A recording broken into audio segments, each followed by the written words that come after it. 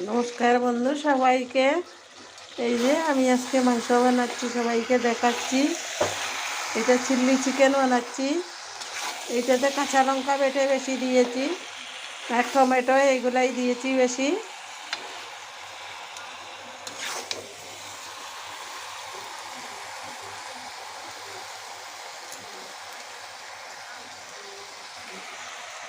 এই যে বন্ধুরা বানাচ্ছি, আপনাদের দেখাচ্ছি। আর এইখানে বানাচ্ছি আরও মাংস, এটা নর্মাল মাংস, মশলা কম দিয়ে আর একটা মাংস বানাচ্ছি এইখানে। এটা ঝুল ঝুল টাইপের হবে। তারপরে এই যে এইটা ঝুল টাইপের বানিয়েছি মাংস একটু।